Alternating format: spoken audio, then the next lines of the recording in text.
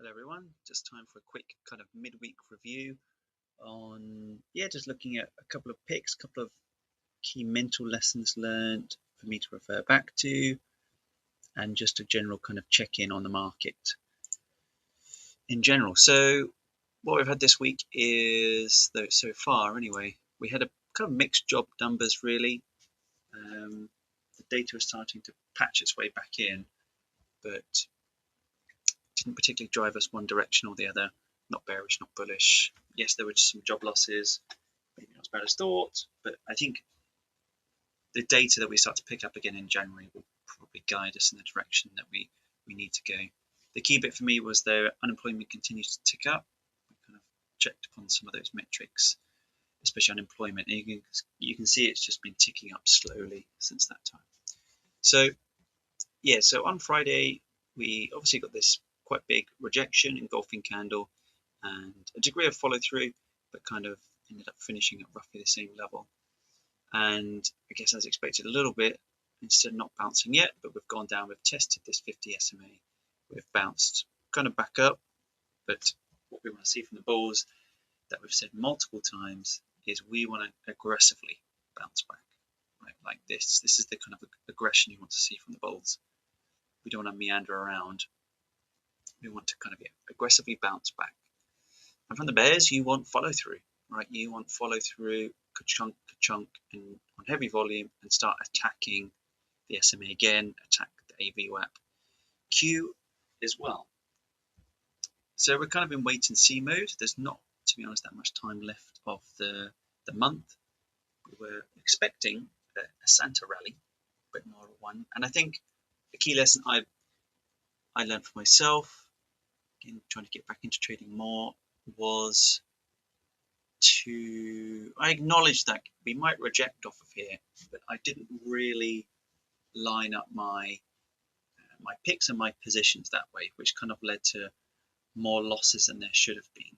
Basically, I just didn't give enough credence or value to actually we might reject off here, and we have seen some mixed price action.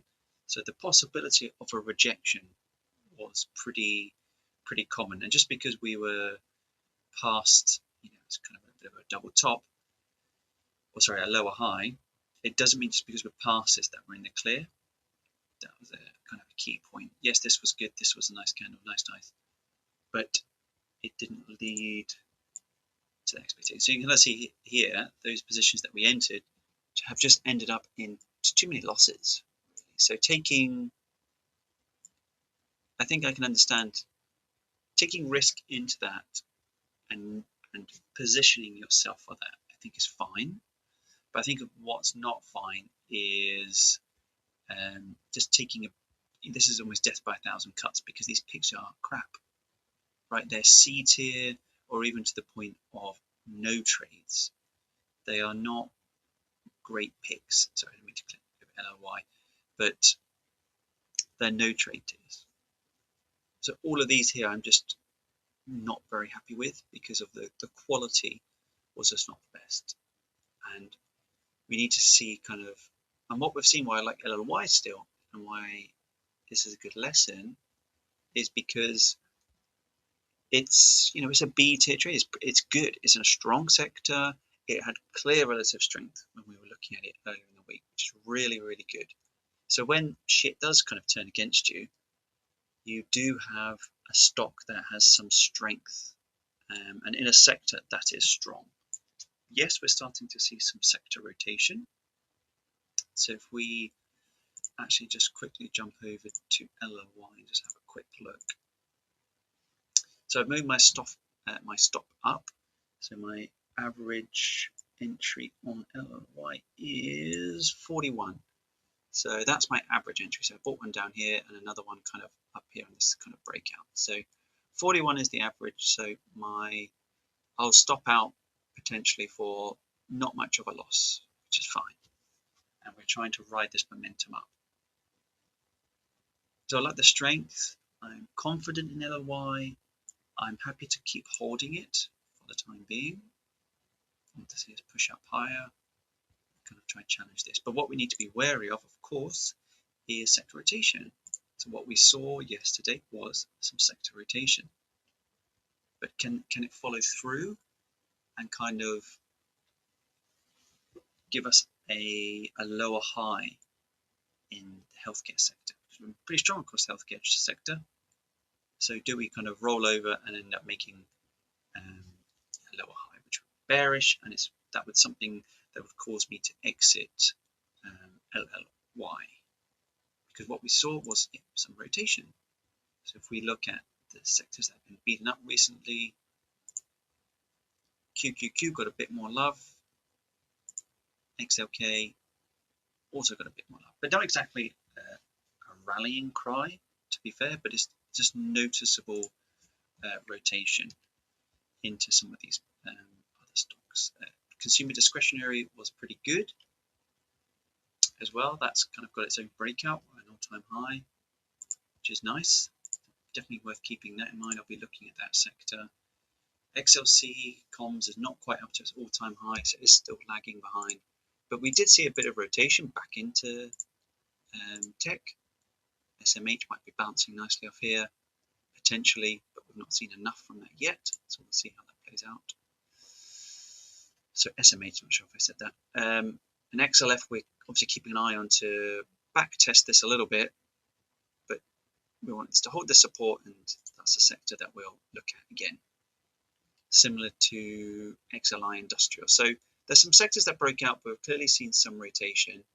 What would be a warning sign if we are bulls, or good things if you're a bear, if we can continue to see a down trend across all sectors, finances go back down, industrials go back down, and we see QQQ, SMH, those ones drop. So if we get a sector-wide drop and start to challenge that 50 SMA that we're looking at in the market, etc., then that's not a good sign either. But yeah, looking at some positions, so good lessons learned overall. Happy with LLY, not happy with the other picks that we had. So I've been really keeping that in mind about what I'm looking for next. So if we continue to see a nice rotation into maybe QQQ, XLK, I like positions like PLTR. I like how it's got this, again, nice support underneath it. It had strength yesterday in comparison to the market. Yes, the sector got a bit of love, but Palantir seemed to get a lot more than everyone else. So it's in a good position to break out. I'd rather see it get past this cloud first. What I obviously had in Reddit was expecting it to pass this cloud. It didn't really have actually any strength, really. So we want to see that kind of get past there. That's what we want to see. And actually, my relative strength indicator seems to have broken. Oh well, but that's what we're looking for things like PLTR. Another one that I like, because it's into a sector that's also getting a bit of love, is consumer discretionary. Again, in comparison to the market, oops, let me just drag the market back over briefly. Right, as the market goes down, what has Monster been doing? Nice, right, really, really nice. So maybe an opportunity to get into that, even though it is approaching its all-time high. But if we get a nice pullback, which I have an alert set because entries are important, if I can get an entry around this sort of 8 EMA here, I'm quite happy to risk, if it comes back up, risk a dollar, something like $1, maybe $1 and a bit, maybe $1. What we're playing is an upside of trying to break out past this all-time high. Because if it's showing strength now, which is really nice, that's a potential play. And it's quite strong. If it's a sector that's strong, excellent. So 2 picks that I do like are these 2. I think they have potential, but I think very much in wait and see mode. I have some others here, but again, these are in the tech sector, so I'm a bit wary of getting involved in the tech sector because of what I talked about. But something like MDB is nice, right? It's held its strength. It's gapped up nicely post earnings. It's digesting, but it didn't give back those gains, right? It didn't come and back test down here.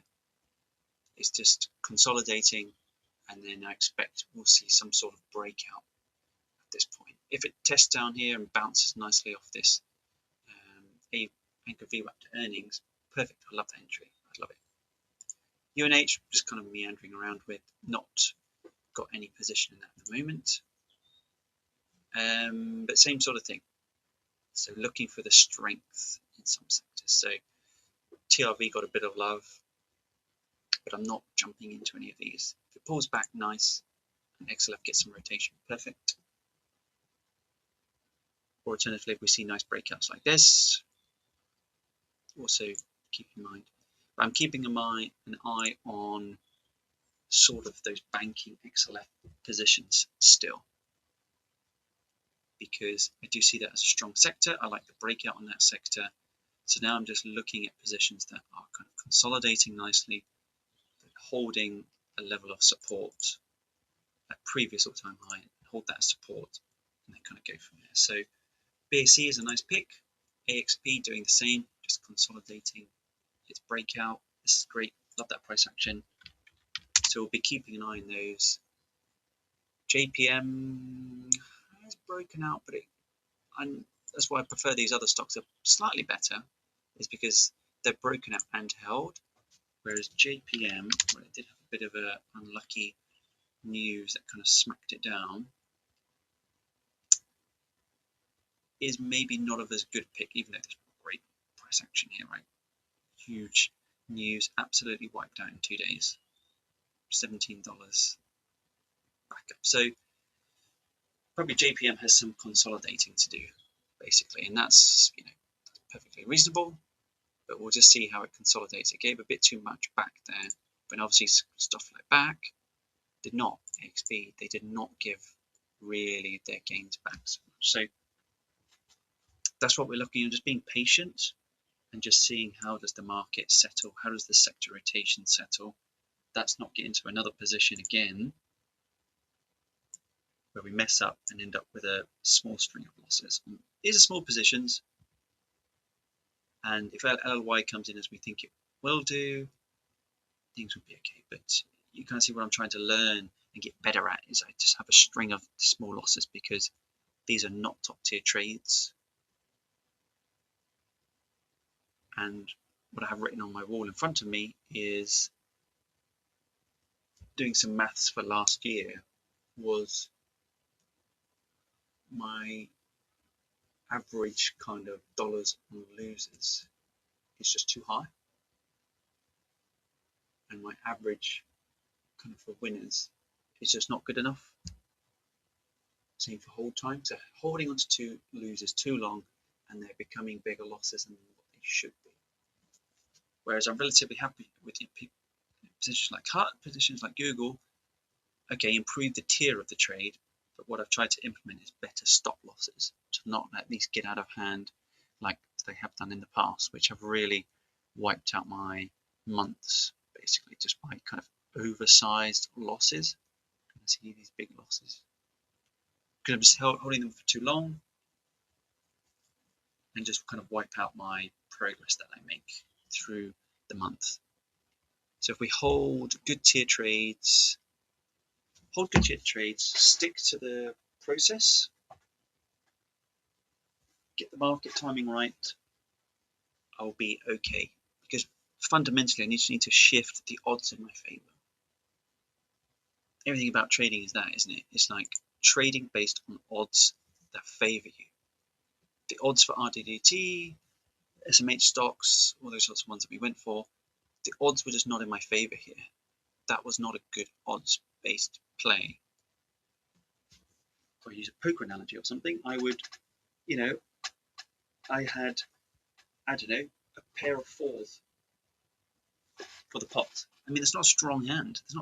There's not a great edge there. A pair of sixes, not a strong edge there. Obviously, depending on what you want to bet. But it's just really important to keep that in mind. I need to have a strong edge when I'm trading.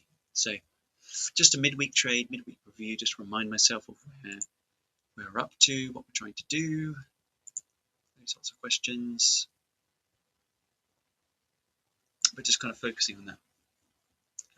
need to do some more scanning to find some stocks in consumer discretionary, which I like, but waiting to see what happens to the market. That's the key question. And maybe we won't get anything for the rest of this year, and that's fine. We'll reset and go again in the new year. So, good trading this week, everybody.